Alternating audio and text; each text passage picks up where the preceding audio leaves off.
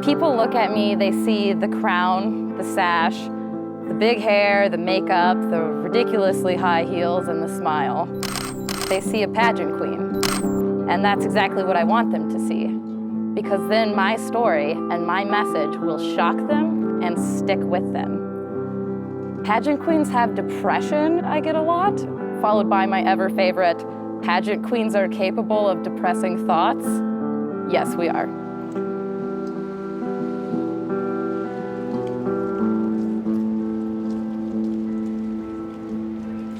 I lost one of my really good friends, Matt Shalou, who I went to high school and college with last year in January of 2013. Nobody expected it to happen, and when I found out that he was hiding depression and that he may have survived had he sought treatment for that depression, and having been treated for depression myself, I decided that I was never, ever going to again remain silent about it and inspire as many people to get treated as possible. This is where we had the Matt Shalou Memorial, and it was at night, and we lined the entire bridge with people who just loved Matt. I stood up, and even though it was hard, I said, look at all of these people who would have been at Matt's side if he had just called or reached out.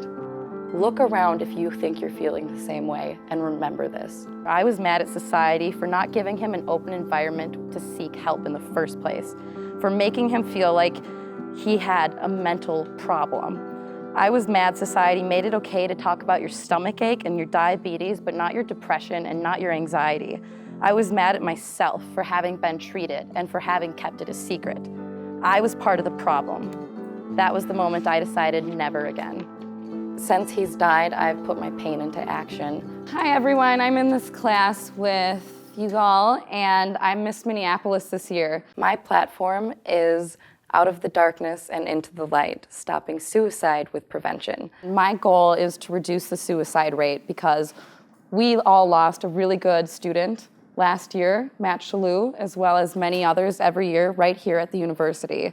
I'm an ambassador for Suicide Awareness Voices of Education, or SAVE. Hello. So this room they have, it's a memorial wall, so if you raise a certain amount of money in somebody's name for the organization, they can get a light on this memorial. And my favorite light is for the University of Minnesota students, staff, and families touched by suicide. And so this one is kind of like Matt's light. I first started showing signs of depression around 7 years old, which just goes to show how inherently genetic this illness can be. However, my depression came into full force when I turned 13. For years, I remember nothing really brought me joy except for seeing my friends at school. I remember thinking, I can't say anything. People will think I'm crazy. People will think there's something wrong with me. There is such a stigma surrounding mental illness that I feel like if I didn't have this title, a lot of people would still consider me crazy for wanting to talk about my depression, anxiety, and my dealings with suicide. So it was very easy to hide. However, at 18, when I was in college and on my own, and did not have my support group that I was accustomed to because we had all gone our separate ways, I realized that I really needed to make a change and get help because I was having the hardest time adjusting to my new lifestyle. Good enough for me. We are going to Everspring Health, and that is where I get my acupuncture done. Everspring comes from the concept that every day is a new day. We got to commit to health again. So whatever we did yesterday got us to today. We just try to find the right space for each individual, and I think that is comforting to most people, is that we actually kind of sit down with them and find the right space for that individual to work in that space. And I think it's to just be listened to is probably a big deal for a lot of people. What specifically are we looking to work on today? Today, he does a little pre-diagnosis, asks what is happening with your body, your mental health, what is going on in your lifestyle, how are you eating. I remember crying my first acupuncture session, and not why you think, it actually doesn't hurt at all, but because I did not know peace like that ever in my 19 years of existence. Taking care of my mental health was my new full-time job, and that changed my perspective on it completely. My lifestyle had to change completely. I then began incorporating exercise and meditation every morning. I almost completely cut out caffeine out of my diet.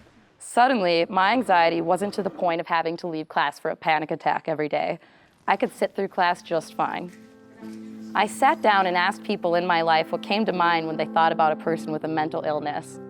The responses I got were all along the same lines: Silence of the Lambs, Sybil, mental hospitals, straitjackets, etc., etc. Well, no wonder people with depression and anxiety are afraid to speak up about their illness if they're going to be lumped in with the likes of Hannibal Lecter. My goodness. This is why I worked so hard to get this sash and crown, so I could completely shatter that view. I believe that my crown will go away, but my passion for this will not. After losing Matt, that is the one beautiful thing that can come from this, is that more people are going to be talking about it and be aware of it and be open to it. Every time I feel too tired, too overwhelmed, too stressed, too distracted to continue fighting against the suicide rate here, I think about Matt and his family and the one person that I might be able to help that day. I gear up, straighten out my crown, and get to work every single day. Every time I talk to people, I make sure to point out that I cannot do this alone. Do not let me be the only one.